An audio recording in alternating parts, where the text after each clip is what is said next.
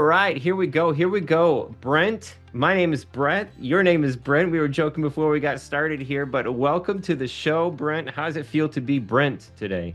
Us fans feels fantastic, Brett. So I'm happy to be here, happy to share with your community. Thanks for having me on. Awesome. And we were joking just before, Brent and Brett, we've both been called each other's names our entire life. And I'm sure there's a lot of other names out there like that. But man, just want to jump right into this thing and talk. I'm excited to talk about what you have, this platform called the Money Multiplier, and how it can be applied for the listeners in two different ways. One, as the bills pile up for college, for continuing education, those types of debt that we build up, and then into real estate, how we can leverage this platform to just explode both avenues of our life. But before we get there, Brent, tell us a little bit about your background, where you started and where you're at now. Yeah, absolutely. Well, I'll just take you back. Anyway, I was actually a chiropractor. I had 5 clinics in the Kansas City area. Anyway, I haven't practiced chiropractic at all since 2008, as far as in a clinic myself. I sold my last clinic in 2017. So in between all that time, I had associate docs that were in the clinic. And the concept that I teach now, the infinite banking concept or the money multiplier method, I've been teaching that around the country for about 12 and a half years since March of 2012. And my wife and I became empty nesters back in 2017. We moved from Kansas City down to Florida, which is Congratulations. Congratulations. Yeah, so we were talking about that, getting out of the cold weather, getting rid of the snow shovels and all of that. So yeah, so I'm down here located in Port Orange, Florida right now, about an hour east of Orlando, right next to Daytona Beach. So yeah, and just to kind of like take you from my chiropractic transition and kind of how I got into this concept of the money multiplier.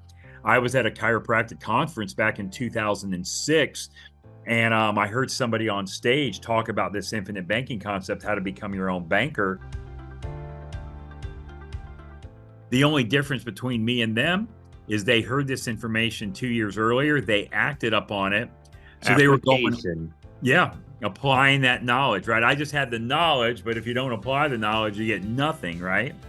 So they were basically throwing up all over me how this concept was working in their life, and they were paying off debt. They were basically recycling, recapturing money, continuing to build wealth through their own debts and expenses that they already had. And they were so excited about this. I thought to myself, there has to be something to this, right? There's no way 10 or 12 of my colleagues are lying. Maybe 1 or 2, but not 10 or 12. So I came home to my wife, February 2008, and I said, honey, we have to start implementing this concept in our life. And it was at that time we found ourselves $984,711 in debt. That's what we owed to the third-party creditors. To me, I have an idea of what this infinite banking is, and please help me get the nuts and bolts of it.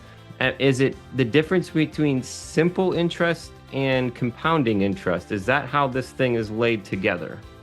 Well, yes, it is. I mean, again, the thing that you do is you pay simple interest, but you earn compounded interest, which is a big, huge equation. And then too, Brett, I have a full 90+ minute presentation that's recorded on my website, themoneymultiplier.com. I go into examples. I break this down and exactly how it works. There's handouts you can download and print out, but let me give you the high level view. The first thing, I got to make sure we give credit to the guy that wrote this book, Becoming Your Own Banker. Okay, a guy named R. Nelson Nash wrote this book.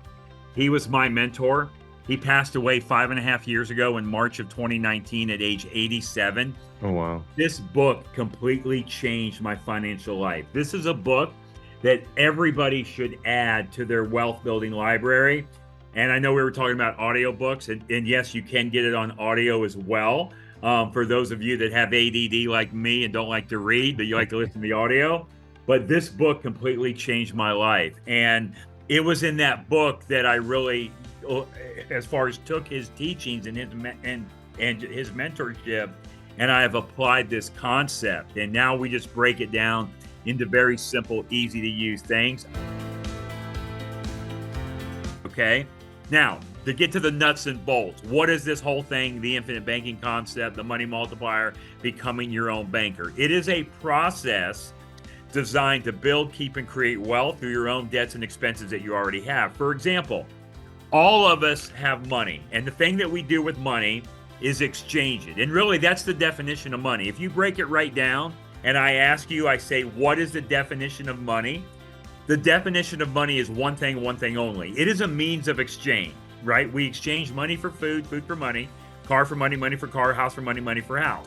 So all we do is exchange money for products and services. For example, like if you go buy a car, and again, I explain this in great detail in my full 90-minute presentation, but the thing is, let's say you go buy a car, and the car that you buy, there's only one of three ways that you're gonna buy that car. Right? Every one of you on this call listening right now, you've only bought a car one of three ways. You either paid cash for it, you bank financed it, or you leased it. Because I know you guys didn't steal the car, right? Because everybody's honest, right? You paid cash, bank financed it, or leased it. But in order to do that, Brent, what you had to do is take your money and give it to the car dealer. The car dealer gives you the car, and he's got the money. You get the car, he's got the money. Transaction is over. Everybody goes home happy.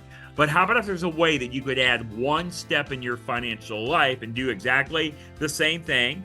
Take your money, give it to the car dealer. He gives you the car, so he's got the money. But by adding this one additional step, you're now able to recycle and recapture and get all of that money back for the car. So not only do you have the car, you get the money as well. And if you do that with a car, guess what else you can do it with? Anything, any product or service. Now, the product that we use to do this with, the vehicle, the machine that we use, I'm about to tell you, and it's going to surprise a lot of people, and a lot of people are going to turn me off as soon as I tell you what it is that we're going to use to build, keep, and create wealth. And that machine that we're going to use is a whole life insurance policy in a mutual company that pays dividends. Now, I know what you guys are thinking. You're thinking, what? A whole life insurance policy to build wealth? That would never, ever work. And as a matter of fact, a lot of you are thinking, I know everything there is to know about life insurance, and you would never use that vehicle to build wealth because Dave Ramsey and Susie Orman told me it wouldn't work, right? No. You guys do not know everything there is to know, because if you knew, you would apply this principle in your life. Now, don't take my word for it. Okay, go and look and see who the number one purchasers are of whole life insurance in the world. They are conventional banks. Conventional banks own more in whole life insurance than all of their land and building combined. As a matter of fact, since 2014, conventional banks have quadrupled the amount of life insurance they purchase. Now, why, Brett, would they buy so much life insurance, these conventional banks? Is it because they're stupid, or they know something the rest of us don't know? They know something. So all we're going to do is mimic and imitate what the wealthy have been doing for over 200 years. Now, let me be totally clear. This is not any type of life insurance policy. No. It's not a term policy. It's not a variable. It's not a universal. It's not an indexed universal, an IUL policy. No. This is not the type of policy that you can go buy from your brother-in-law that sells life insurance, right? We all have a brother-in-law that sells life insurance. It's not that type of policy.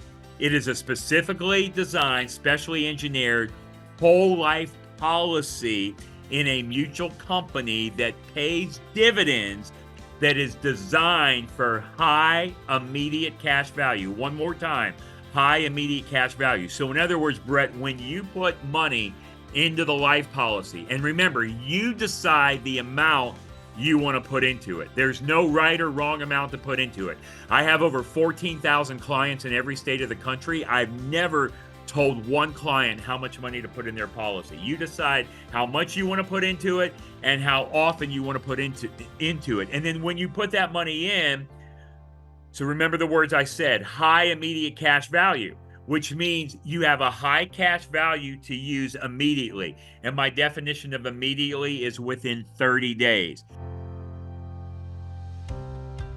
So that's what banks are doing. And they use it for tier one capital.